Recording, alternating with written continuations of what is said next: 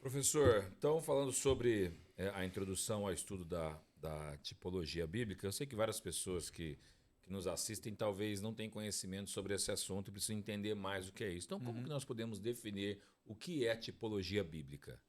O tipo, ele é uma figura de linguagem utilizada a partir de uma situação real. Ele, todo tipo corresponde a um antítipo, e esse antítipo é o cumprimento daquilo que foi anunciado por essa figura. Um exemplo que todo mundo vai entender é aquela cena histórica de Abraão sacrificando Isaac sobre, tentando sacrificar Isaac sobre o altar, né? Então ali a gente tem uma cena tipológica em que Abraão simbolizaria o pai que requer a morte do filho pecador. O filho pecador no caso seria Isaac. Mas o menino não morreu. Quando Abraão estava para imolar o seu filho, um anjo interveio e indicou a existência de um cordeiro para substituir Isaac na sua morte.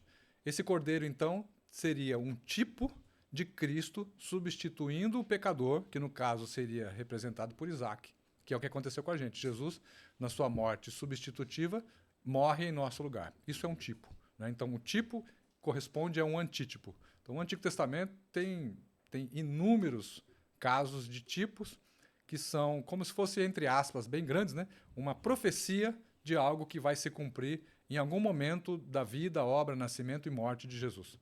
Então, o tipo ele sempre vai apontar para Jesus. Não existe outro tipo a não ser aqueles que apontem para Cristo. Os tipos sempre se cumprem em Cristo. A maioria, dizia assim, 99% deles vão se cumprir em algum aspecto da vida de Cristo. Esses dias alguém comentou sobre um episódio, não me lembro qual, que seria um tipo que não estava relacionado a Cristo. Aí a conversa não terminou e eu acabei não estudando muito sobre isso. Mas basicamente a figura é como a parábola. A parábola ela sempre tem uma lição central, Sim. né? Então às vezes um pregador muito imaginativo acaba se atendo a detalhes da parábola, mas a parábola sempre é ensinada para apresentar uma lição central, única, né? E o tipo também, ele vai apontar para Cristo, né? Então você tem os sacrifícios do Antigo Testamento, as figuras do sacerdote, do sumo sacerdote, detalhes das roupas dele e cenas históricas dos hebreus também acabam sempre apontando para Jesus como o seu antítipo, ou seja, a realização, a plenificação daquilo que foi anunciado no Antigo Legal. Testamento, no caso. E quais são os principais métodos de interpretação usados para identificar e entender as tipologias bíblicas? Porque, por exemplo, a gente analisando a Bíblia pode ter coisa que eu pense que é um tipo e não é um tipo de Cristo. Então, quais são os métodos usados para realmente reconhecer que são tipos de Cristo? Bom, primeiro, ele tem que estar rigorosamente cumprido em Jesus, né? Vou tomar um exemplo de Orígenes, que pegou a parábola do bom samaritano, né, e falou que aquela parábola era uma representação. O pecador era o homem que caiu, era a figura de Adão que caiu no pecado. Aí passou o sacerdote, passou o levita, e aí veio o samaritano, pegou ele, colocou ele em cima do jumento e levou para uma estrebaria, para uma hospedaria.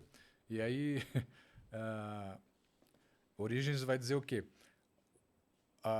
O jumento é o pastor, o pecador caído na estrada, à beira da estrada é o pecador mesmo, é o homem caído, a hospedaria é a igreja, né? E o Espírito Santo era o dono da hospedaria. Mas a pergunta ali, a parábola foi contada para ensinar o quê? Né? Quem é meu próximo? Então, Orígenes acabou se atendo tanto aos detalhes que esqueceu a lição central.